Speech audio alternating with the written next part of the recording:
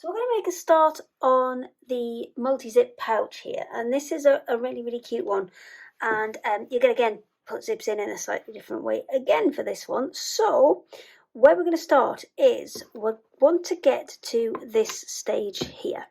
So to get there, what we're going to do is we're going to place what's going to be our face upside, which for me is going to be this lighter one. You can have the darker one if you wish.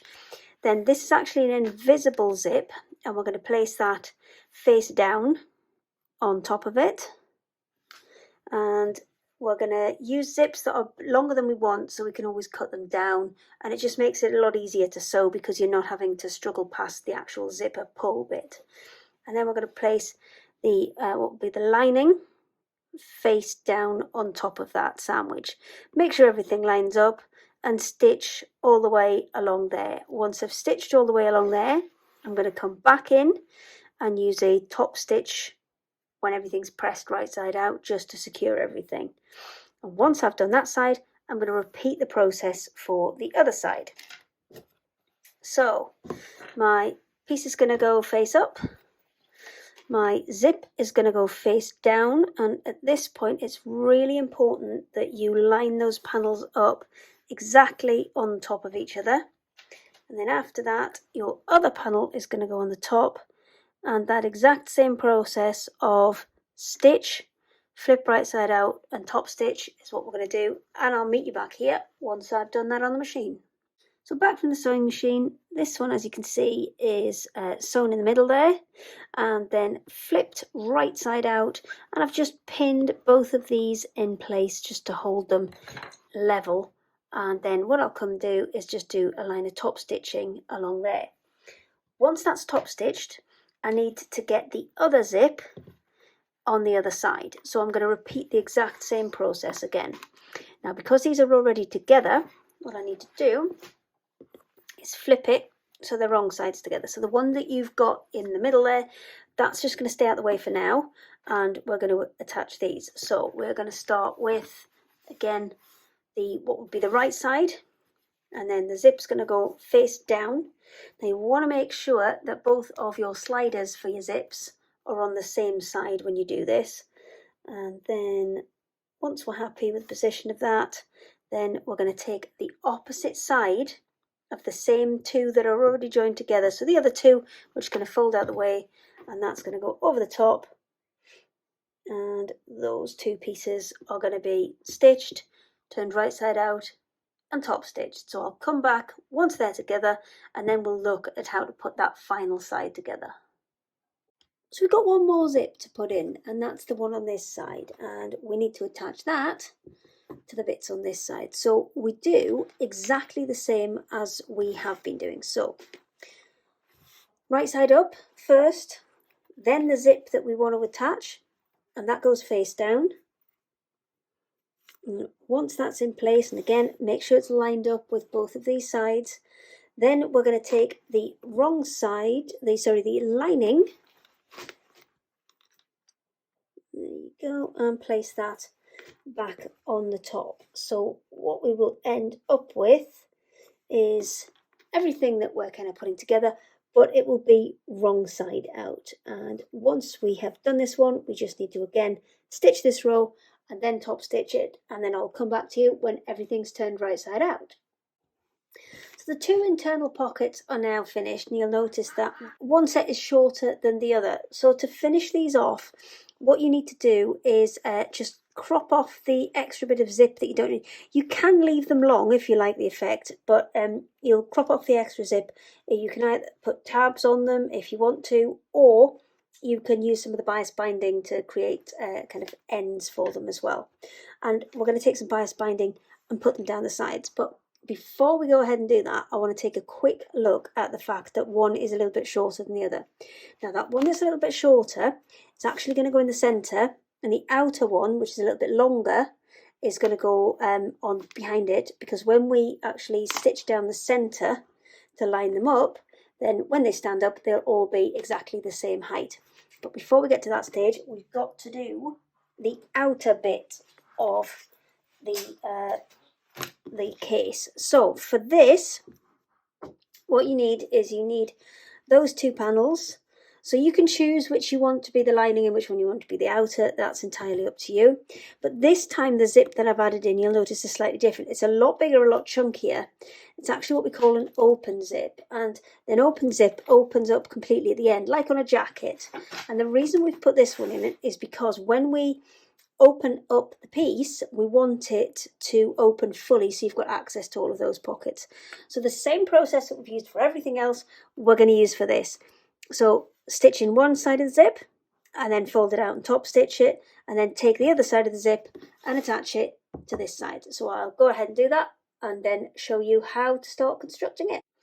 So back from the machine, and I've attached both of these. I've only top stitched one of them so I can quickly show you how this is going to start to look and show you the difference in that open zip. So if I unzip it from this end, you see an open zip will come completely apart.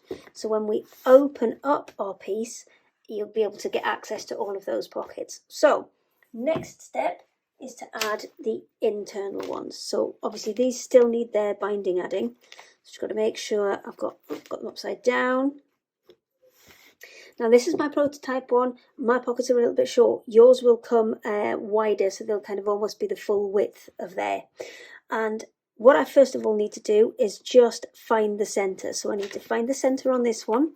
So press and top stitch this and then fold it over and just kind of create a crease so you can see where the center is.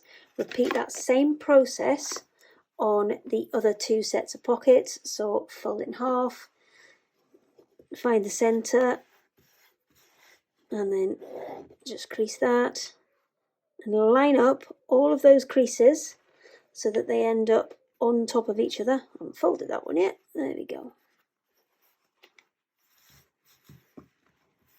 And crease that one.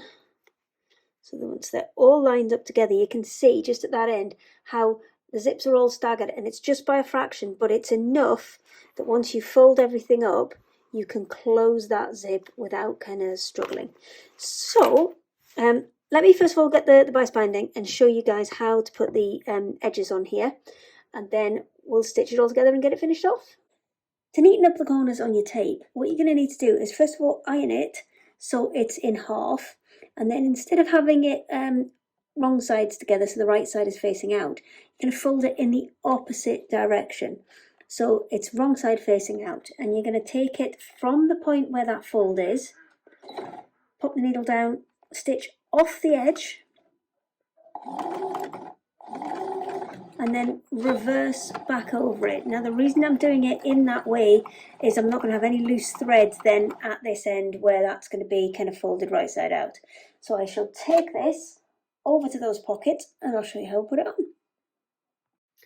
So that you can see one side that I've already done here, and I'm going to show you exactly how I did that. So I took the side that we've just sewn on the machine there with the little kind of end cap sewn into it, and I've turned it right side out and just push that corner so it's all the way through.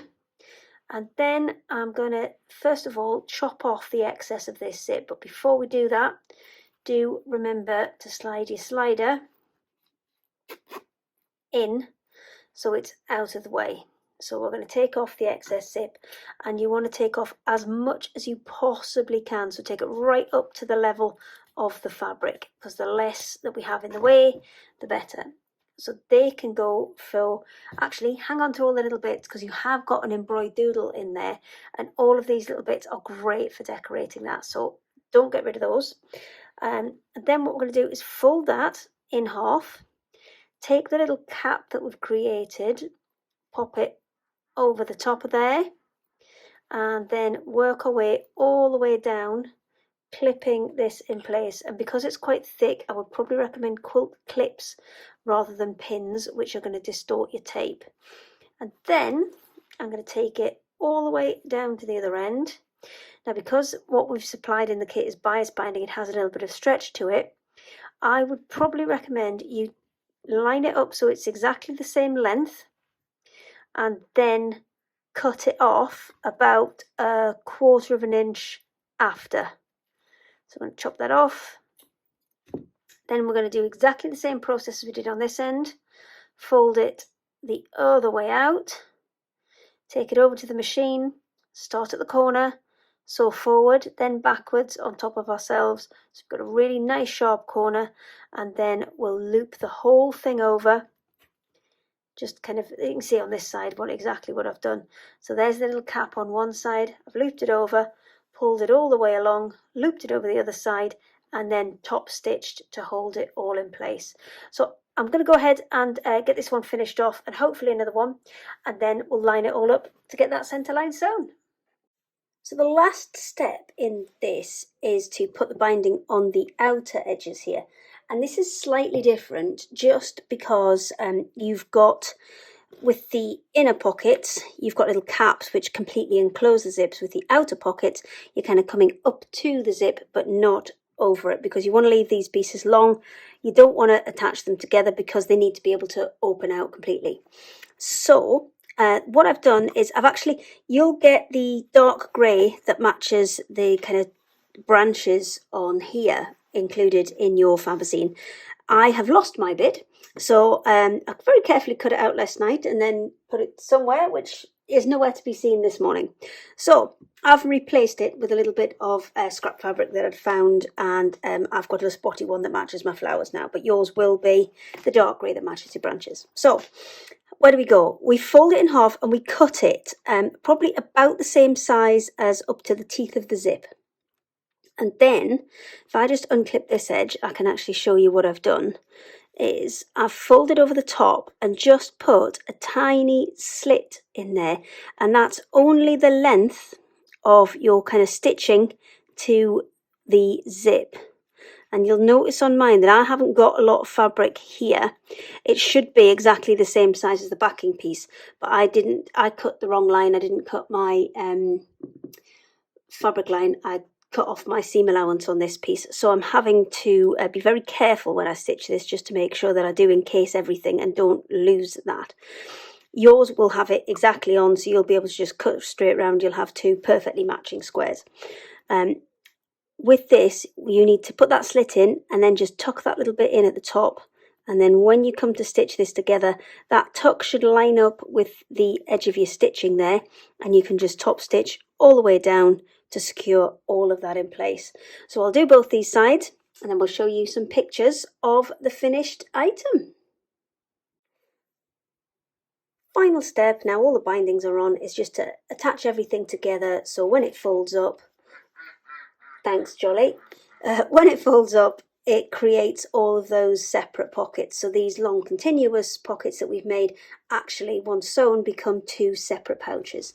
So I've just marked this with a heat erasable pen. I'm going to sew through all of this now. What you may have to do is, when you come to kind of go across from the outer piece onto all of those pockets, remember you've got a lot of layers of fabric there. You've got 2 for your back, and then you've got 4 layers for each of these pockets. So it's 10 layers in total.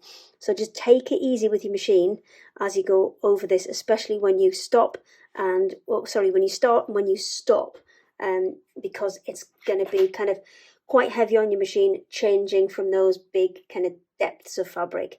So once this is done, I will get you some photos and show you the finished item.